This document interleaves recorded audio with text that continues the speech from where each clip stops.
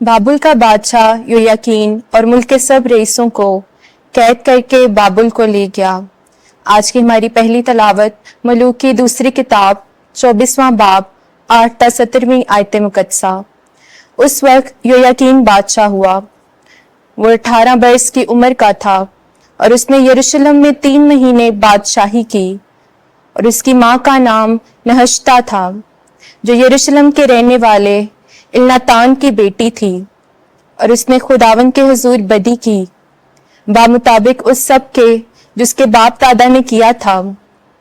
اس وقت شاہ بابل نبوکت نصر کے خادموں نے یروشلم پر چڑھائی کی اور شہر کا محاصرہ کر لیا، اور شاہ بابل نبوکت نصر بھی شہر پر آ پہنچا جس وقت کہ اس کے خادم اس کا محاصرہ کیے ہوئے تھے۔ تب یہودا کا بادشاہ یویاکین اور اس کی ماں اور اس کے ملازم اور اس کے رئیس اور اس کے خواجہ سرائے باہر نکل کر شاہ بابل کے پاس گئے، تو شاہ بابل نے اپنی سلطنت کے 8ویں برس میں اسے گرفتار کیا۔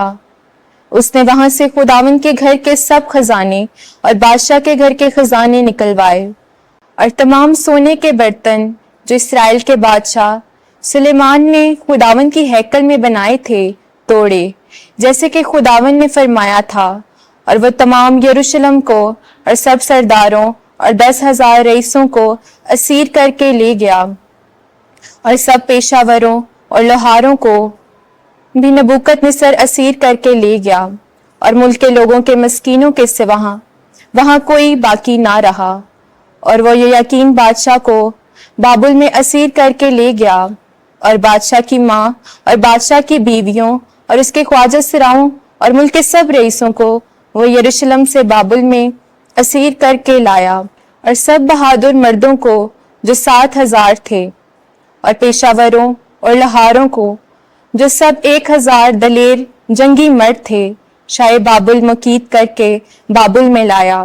اور شاہ بابل نے یویاکین کے چچے متنیہ کو اس کی جگہ بادشاہ بنایا، اور اس کا نام بدل کر صدقیہ کیا۔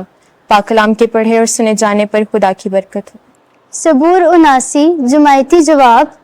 اے خداوند، اپنے نام کے جلال کی خاطر ہمیں بچا۔ اے خدا، غیر قومیں تیری میراث میں داخل ہو گئی ہیں، انہوں نے تیری مقدس ہیکل کو ناپاک کر دیا ہے، انہوں نے یروشلم کو کھنڈر بنا دیا ہے، انہوں نے تیرے بندوں کی نعشوں کو آسمان کے پرندوں کی اور تیرے مقدسوں کے گوشت کو زمین کے درندوں کی خورش بنا دیا ہے۔ جماعتی جواب۔ اے خداوند، اپنے نام کے جلال کی خاطر ہمیں بچا۔ انہوں نے ان کا خون یروشلم کے گرد گویا پانی بہا دیا ہے، اور کوئی نہیں پایا گیا جو انہیں دفن کرے۔ ہم اپنے ہمسایوں کے نزدیک ضرب المثل اور اپنے قرب و جوار کی دنیا کے نزدیک باعث مذاق اور تمسخر بن گئے ہیں۔ کب تک اے خداوند، کیا تو ہمیشہ کے لیے ناراض رہے گا؟ جماعتی جواب۔ اے خداوند، اپنے نام کے جلال کی خاطر ہمیں بچا۔ مقدمین کے گناہ ہمارے خلاف یاد نہ کر، تیری رحمت جلد ہم تک پہنچے، کیونکہ ہم تو بہت ہی ذلیل ہو گئے ہیں۔ جماعتی جواب۔ اے خداوند، اپنے نام کے جلال کی خاطر ہمیں بچا۔ اے ہماری نجات کے خدا، اپنے نام کے جلال کی خاطر ہماری مدد کر، اور اپنے نام کی خاطر ہمیں چھڑا، اور ہمارے گناہوں کو بخش دے۔ جماعتی جواب۔ اے خداوند، اپنے نام کے جلال کی خاطر ہمیں بچا۔ خداوند آپ کے ساتھ ہو۔ انجیل مقدس متی کے مطابق اے خداوند تیری تمجید ہو۔ 7واں باب 21ویں آیت سے 29ویں آیت تک۔ چٹان پر بنایا گیا گھر اور ریت پر بنایا گیا گھر۔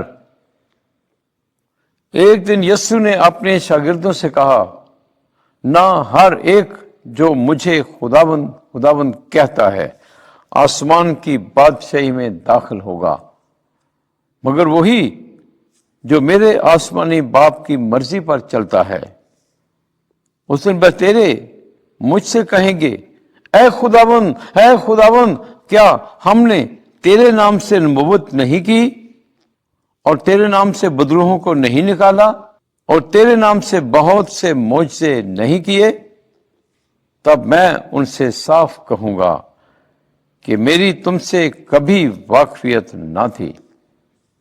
اے بدکارو، میرے سامنے سے چلے جاؤ۔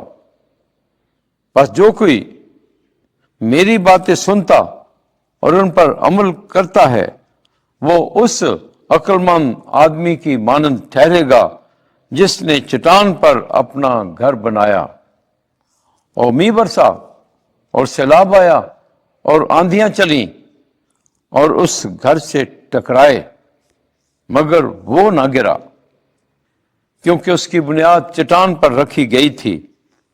لیکن جو کوئی میری یہ باتیں سنتا اور ان پر عمل نہیں کرتا وہ اس بیوقوف آدمی کی مانند ٹھہرے گا جس نے اپنا گھر ریت پر بنایا، اور میंہ برسا اور سیلاب آیا اور آندھیاں چلیں اور اس گھر کو صدمہ پہنچایا، اور وہ گر پڑا اور اس کا گرنا ہولناک ہوا۔ اور ایسا ہوا کہ جب یسوع یہ باتیں ختم کر چکا تو ہجوم اس کی تعلیم سے حیران ہوا، کیونکہ وہ ان کے فقیوں کی طرح نہیں بلکہ صاحب اختیار کی طرح انہیں تعلیم دیتا تھا۔ انجیل مقدس کے وسیلے سے ہمارے گناہ معاف کیے جائیں۔ اے مسیح، تیری ستائش ہو۔